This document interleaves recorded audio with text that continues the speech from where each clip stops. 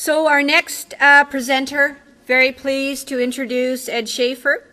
Ed is a professor emeritus of economics from the University of Alberta. He has written numerous books on oil and oil policy. He's a veteran of World War II in the U.S. Army. And Ed tells me that he crossed the Elbe River in Germany and met the Russian army. And he's here today. Since he was in the army, he's been a peace activist since he left the army. And he's been a member of Veterans Against Nuclear Arms. So it's my pleasure. Please give a warm welcome to Ed Shaffer.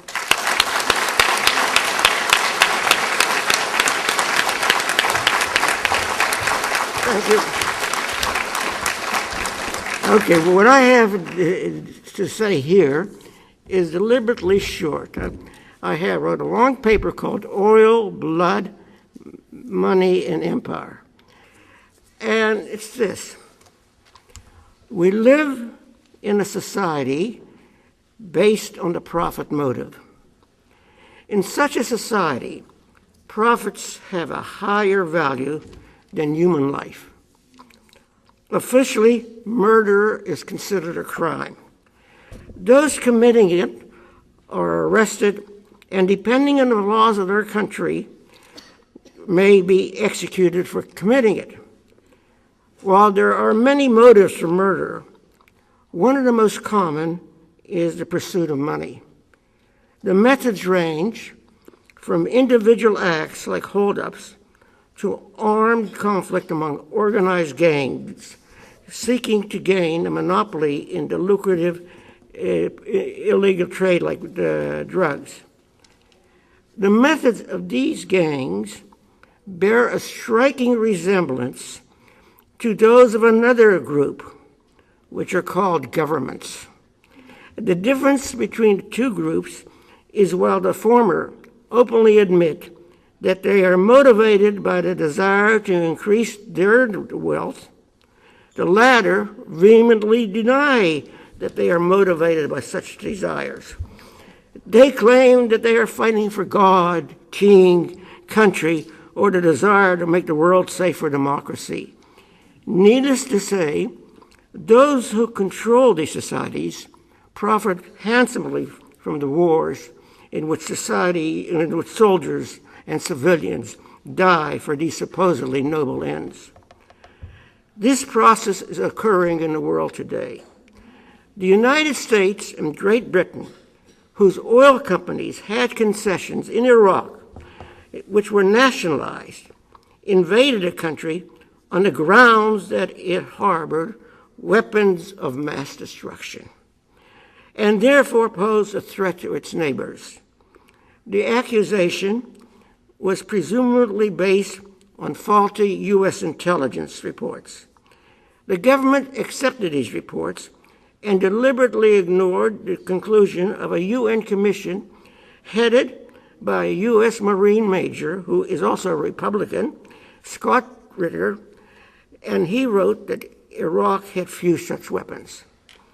When after the invasion, the United States admitted that these weapons did not exist, the U.S. justified the war as one against terror. The problem with this definition is terror is a tactic. You can wage war against a nation, you can wage war against organizations advocating hostile ideologies, but not against a tactic. War itself is terrorism. And while there is no general agreement what constitutes terrorism, the U.S. Department of Defense has a definition which reads, quote, the calculated use of unlawful violence to inculcate fear intended to coerce or to intimidate governments or societies in the pursuit of goals that are generally political, religious, or ideological. This definition indicates the U.S. government itself is a terrorist. Under the charter which the U.S. signed, under the UN charter which the U.S. signed, No nation can go to war without the consent of the Security Council. The United States never received the consent when invaded Iraq. This invasion, therefore, is an illegal criminal act.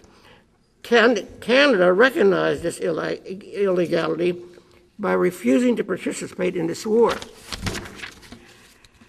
In reality, there are two types of terrorism in this world.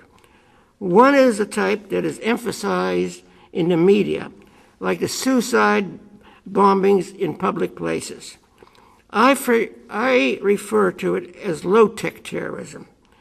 The other uses weapons of mass destruction, missiles, rockets, and other such weaponry.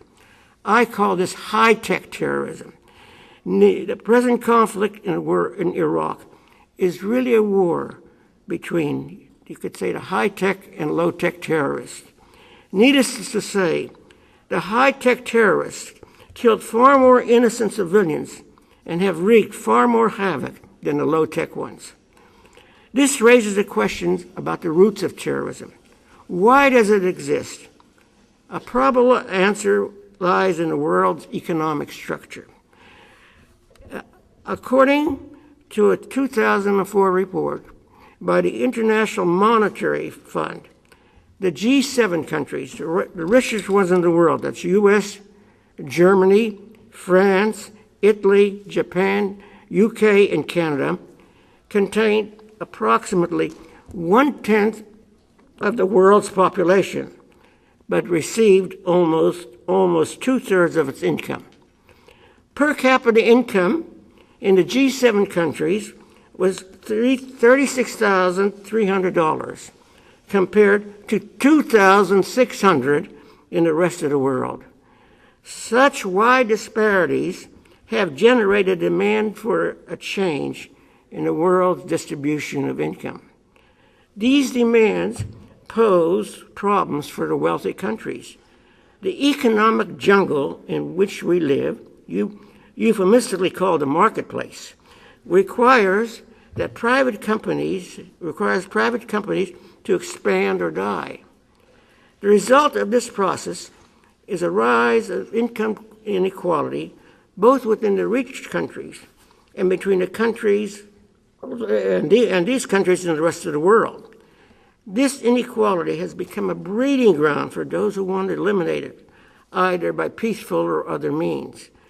It is also an incentive for the richer countries to preserve or increase this inequality. Since the richer countries contain only 10% of the world's population, it would be impossible for them to keep other nations under their control to the employment of troops alone. They can only do this by increasing the firepower of the soldiers. They have accomplished this by methods employed by the civilian sector to increase the output per worker. Those consisted of substituting machine labor for human labor. The military equivalent of this is a substitution of weapon power for human power. Now, they are now talking about having armies consisting entirely of robots. What the world needs is an abandonment of the profit motive. It must recognize that human life has a higher value than profits. Failure to do so will continue to generate conflicts. In such conflicts, there is a danger that the nuclear weapons will be used. If this happens, the human race, like the dinosaurs, will disappear from the face of the earth.